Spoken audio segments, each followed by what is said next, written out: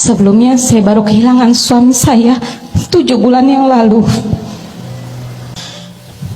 dengan meninggalkan 3 orang anak yang masih kecil-kecil,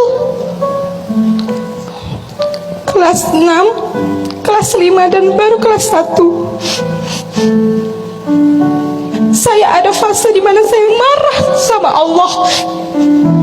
Saya merasa, kenapa dikasihnya saya, ya Allah? Saya belum sanggup. Saya kehilangan almarhum ayah saya saat saya sudah memiliki anak. Tapi ini anak saya baru mau 6 tahun sudah menjadi yatim.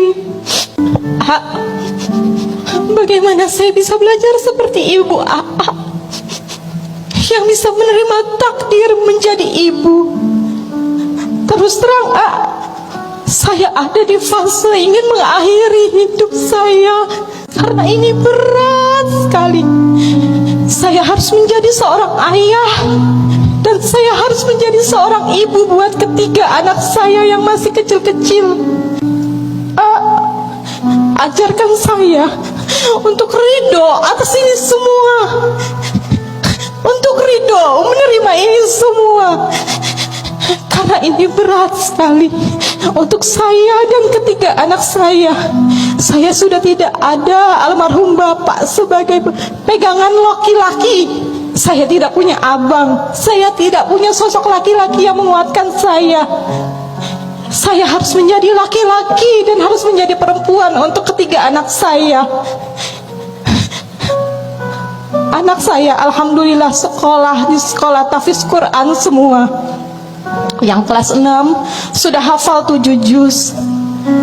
Yang kelas 5 sudah hafal 5 juz. Apa saya mampu menjadi madrasah untuk anak-anak saya sedangkan saya rapuh? Saya rapuh sekali. Ajarkan saya untuk bisa menerima takdir, belajar menerima takdir atas semua ketetapan Allah ini. Ada 3 ayat dalam Al-Quran. Yang ayat ini diajarkan oleh ibu saya agar bisa belajar menerima takdir. Teteh, Mbak Tiara, nanti di rumah tadaburi lebih dalam.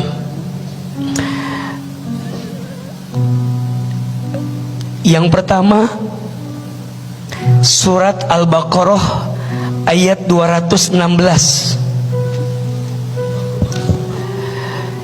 Isinya, dan boleh jadi kamu membenci sesuatu padahal itu baik bagimu, dan boleh jadi kamu menyukai sesuatu padahal itu buruk bagimu. Wallahu ya'lamu wa antum la ta'lamun. Allah Maha tahu sedangkan kamu tidak tahu.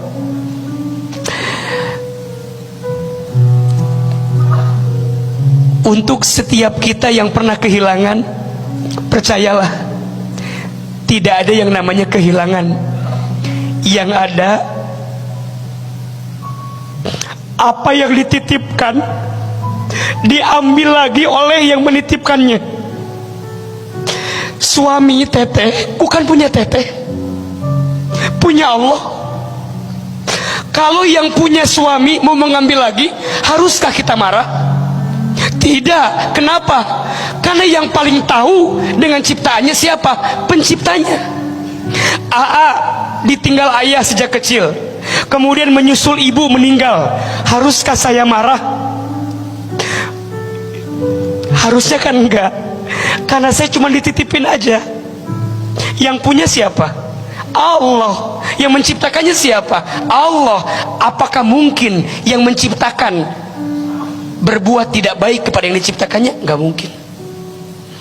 Maka guru saya pernah bilang gini, Hilman, kamu dengan orang tuamu bukan berpisah, hanya beda take off-nya saja. Kalau tujuannya sama-sama surga, pasti ketemu lagi. Sekarang teteh diberikan amanah 3 anak. Kalau teteh sayang sama suami, ayo tegar, ayo semangat, jadi ibu yang baik. Ini anak 3 investasi agar nanti suami teteh bahagia di sana melihat teteh jadi ibu yang baik buat anak-anak. Tadi beliau bercerita, anak yang pertama hafiz Quran sekian juz, anak yang kedua hafiz Quran sekian juz. Bagus teh, lanjutkan. Kenapa? Sungguh anak yang hafal Quran akan memberikan mahkota bagi orang tuanya ketika nanti hari kiamat. Hakul yakin almarhum suami teteh bahagia di luar sana, bahagia di sana. Yang kedua, surat Al-Baqarah ayat 286. Isinya la yukallifullahu nafsan illa wus'aha. Mohon maaf ya kalau ada yang bertanya, kenapa ujianku seberat ini? Karena kamu sekuat itu untuk menerima ujian itu. Teteh, Allah aja yakin sama teteh, masa teteh nggak yakin sama diri teteh sendiri? Allah aja yakin. Allah mengambil suaminya, beliau jadi seorang single mom, single parent. Kenapa? Kenapa enggak yang lain? Kenapa harus saya, Ustaz? Karena saya yang kata Allah mampu. Itu yang ibu saya ucapkan. Hilman, kenapa mama diberatkan hidupnya? Karena Allah tahu mama bisa melewatinya. Mohon maaf ya, ibu saya punya anak banyak sekali. Saya 9 bersaudara. Saya anak paling bungsu. Ibu saya punya saya di saat usia beliau sudah sepuh. Jadi cukup berat mengurus saya. Sampai saya bertanya, "Ma, kok mama sekuat itu ya?" Iya, karena Allah percaya sama mama untuk ngasih beban seberat ini. Maka teteh nggak boleh bilang saya rapuh, saya nggak bisa. Shh. Hati-hati ya, itu termasuk was-was syaitan yang merapuhkan diri kita. Allah aja yakin sama teteh, masa teteh nggak yakin sama Allah? Dan yang ketiga, surat Al-Insyirah ayat 5 dan 6. Fa inna ma'al usri yusra, inna ma'al usri yusra. Maknanya, di balik semua kesulitan pasti akan ada kemudahan. Mohon maaf, hidup nggak akan malam terus, pasti ada siangnya, betul? Hidup nggak akan terjatuh terus, pasti ada naiknya. Dalam satu parts mungkin teteh diuji dengan kehilangan suami, tapi percayalah di part yang lain teteh akan dibahagiakan, mungkin dengan anak-anak, mungkin dengan kebaikan yang lain, mungkin dengan hadiah yang Allah siapkan. Tapi kita nggak tahu apa yang sedang Allah rencanakan. Kadang dalam hidup, sekarang kita bilang, "Ya Allah, kenapa begini?" Nanti kita akan bilang, "Ya Allah, untung dulu begitu." 3 ayat agar kita bisa belajar menerima takdir. 1, surat Al-Baqarah ayat 216. 2, surat Al-Baqarah ayat 286. 3, surat Al-Insyirah ayat 5 dan 6.